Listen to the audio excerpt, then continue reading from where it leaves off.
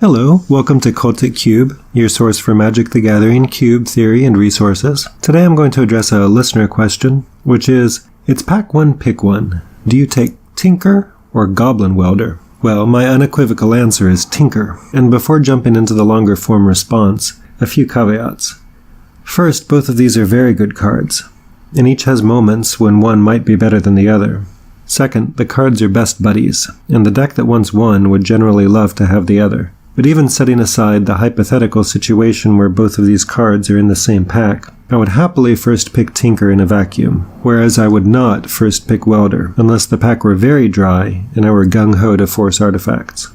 First, I want to acknowledge the benefits of Welder. He is a repeatable effect, so you can keep getting back your big payoffs, and you can set up recursive loops with many of the payoffs. For instance, you might weld in Mirror Battlesphere, and then next turn weld out Battlesphere for something else, and then the following turn weld out a Mirror token for the Battlesphere, buying yourself another 4 Mirror in the process.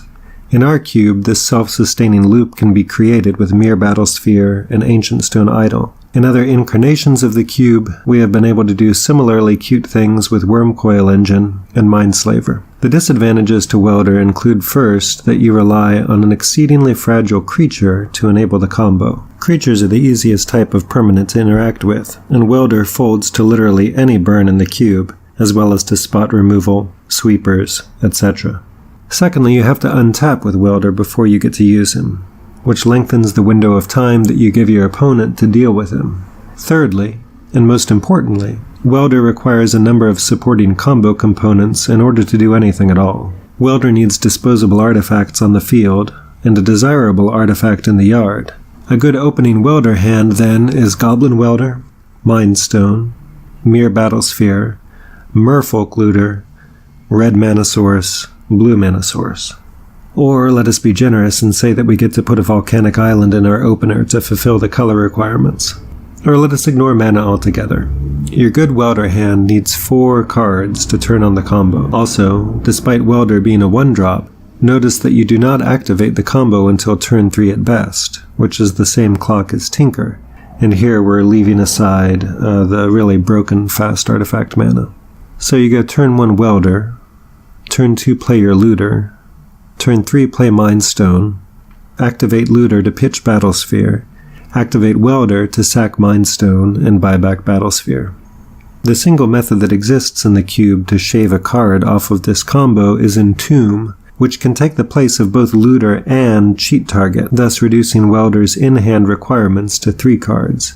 But we have many more self-discard effects in the cube than we have Entombs, so you are much more likely to be able to assemble a 4-card Welder combo as described above. Tinker, by contrast, is a 3-card combo that only requires 2 cards in hand. In your opener, all you need is Tinker plus a cheap artifact as sacrifice fodder. You do not want your payoff card in hand, or more properly, you want multiple payoffs in the deck to minimize the chances of having all of them in hand. Similarly, Welder wants multiple payoffs in the deck to maximize the chances of having at least one in hand.